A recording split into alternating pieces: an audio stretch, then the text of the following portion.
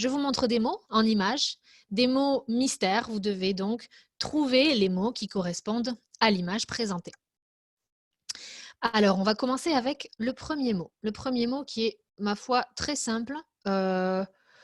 Vous avez deux personnages, un personnage féminin donc symbolisé par elle et un personnage masculin et vous devez trouver donc le pronom, le petit mot qui correspond à ce personnage masculin. Alors, est-ce que j'ai peut-être des réponses déjà ou pas encore? Je vais voir ça de suite. Hop, voyons voir qui est là parmi nous.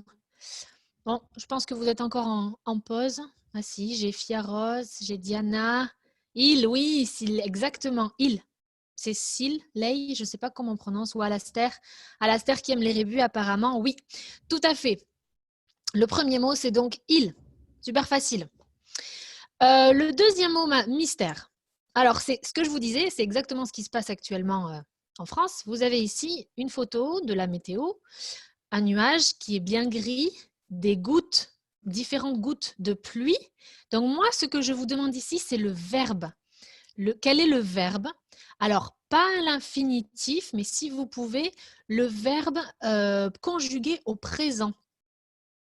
Est-ce que parmi vous, il y aurait des personnes qui pourraient me donner cette réponse? Des verbes conjugués, un verbe pleuvoir, c'est le verbe pleuvoir. Bravo pour ceux qui ont trouvé.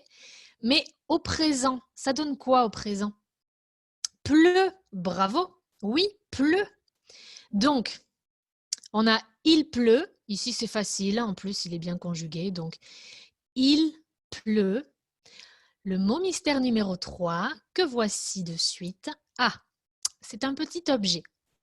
Un petit objet ici qui est carré, de forme carrée, rouge. Alors après, il peut être dans différentes matières, je ne sais pas, en métal, en bois éventuellement. Et c'est un objet que vous utilisez pour jouer. Alors peut-être au casino, jouer aux jeux de société, parfois. Un petit dé. Ça commence par la même lettre en anglais. Ça commence par un D et c'est presque plus simple que l'anglais puisque bravo à ceux qui ont trouvé. Ce mot, c'est un D. Cet objet, c'est un D. D-E accent aigu. D'accord? Il pleut. D. Et il reste le dernier mot qui est cet objet-ci. C'est un objet que vous pouvez utiliser pour attacher des choses ensemble, peut-être pour tirer, pour tracter des choses qui sont lourdes, pour grimper, pour escalader, to climb. Parfois aussi, c'est plutôt flexible, mais c'est très solide. Et c'est à base de plein de fils entre eux. C'est un objet qui est féminin en français, d'accord? Donc, c'est un objet que vous connaissez tous. Alors, je vois qu'il y en a certains, notamment Yenvo, qui connaît déjà l'expression, mais je patiente un peu pour les autres. Oui, en effet, c'est corde, exactement. Corde, le dernier mot est une corde. Donc, vous avez l'expression mystère qui n'est pas si mystérieuse que ça, qui est « il pleut des cordes », qui est exactement ce jour en France. Je ne sais pas où vous êtes, dites-moi si chez vous, il pleut des cordes ou pas. Et si vous l'avez compris, c'est une expression assez utilisée. Il pleut des cordes. Vous avez 3 possibilités, je pense que vous la connaissez. Est-ce que cela signifie qu'il pleut un peu? B, il pleut beaucoup? Ou alors C, oh là là, je déteste la pluie. Alors, pour ceux qui la connaissent, patientez un peu avant que les autres réfléchissent. Et pour les autres, les anglophones notamment, peut-être regardez cette image et vous allez avoir la traduction en anglais. Vous avez des animaux qui tombent là, un chat, un chien. Donc, vous avez une expression comme ça en anglais. Et je pense que ça peut vous donner la réponse. Voyons, ça veut dire il pleut beaucoup, s'il l'aille. Oui, exactement. Vous avez la bonne réponse. Il pleut des cordes, ça veut dire B. Il pleut beaucoup, voire il pleut énormément. Je pourrais même dire oh là là, je déteste la pluie actuellement, mais non. Donc en anglais, vous l'aurez compris, it's raining cats and dogs.